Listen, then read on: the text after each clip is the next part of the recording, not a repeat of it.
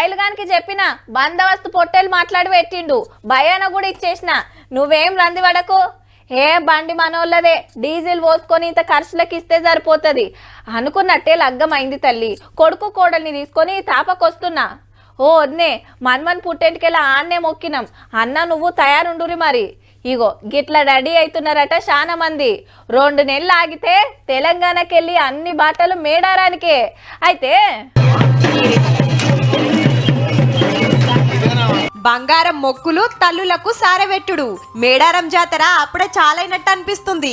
నిన్న ఇయ్యాల శితం పోయొచ్చిండ్రు మరి మంత్రి సీతక్క అమ్మల దర్శనం చేసుకొని భక్తులకు చేయాల్సిన సౌలతులు పనులు ఏడుదాకొచ్చినాయో అరుచుకుంది. లెక్కకైతే ఫిబ్రవరి నెలాఖర్ల జాతర 2 నెలలు టైం ఉన్నా ముందే మొక్కులు అప్పజెప్పొస్తున్నారు. జాతర టైంలా కాలు పెట్టే సందుండది గద్దెల కడికి పోను వీలు కాదు. ఇప్పుడైతే గద్దెల చుట్టూ గేట్లు తీసే ఉంటాయి. అమ్మవార్ల దగ్గరికి పోవచ్చు తుర్తిగా గొలుసుకొని రావచ్చని లైన్లు కడుతున్నారట. నడిమిట్లా కరోనా ఒకటి మోపాయే అప్పటోరకు కేసులు పెరిగితే మొక్కులు ఆగుతాయని ఇప్పుడు పోయిందే నయ్యం అనుకుంటున్నారట. మేడారం మొక్కులతోటి ఎమ్లాడ రాజన్న గుడికాడ కాలు పెట్టే సందు లేకుంటుంది. సమ్మక్క సారలమ్మ దర్శనానికి ముందు రాజన్నను మొక్కుకొని పోతుంటారు. వచ్చే భక్తులతోటి ఐతారం సోమారం దర్శనానికి 5-6 గంటల టైం పడుతుందంటే చూడురి. విఐపి భక్తులు బగ్గొస్తుండే వరకు మస్తు తిప్పలైతుందట దర్శనాల కాడ.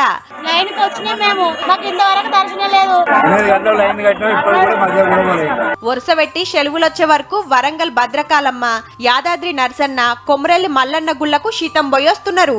జగిత్యాల జిల్లా మల్లన్నపేటల దొంగ మల్లన్న జాతర జోరుగా నడుస్తుంది. బోనాలు పెట్టి మొక్కులు తీర్చుకుంటున్నారంతా. తిరుపతికి పెద్ద భక్తులు లైన్లు కట్టిండ్రు. శ్రీశైలం కాడ క్యూ లైన్లు మొత్తం నిండినాయి. దర్శనానికి 5 గంటలు పడుతుంది. ఘాట్ రోడ్ మీద చూడురి కిలోమీటర్ల కమానం బండ్లు ఎట్లా ఆగిపోయినాయో. సెలవులతోటి గుల్లబాట పట్టే వరకు పట్టుజాలకుంటుంది అంతటా.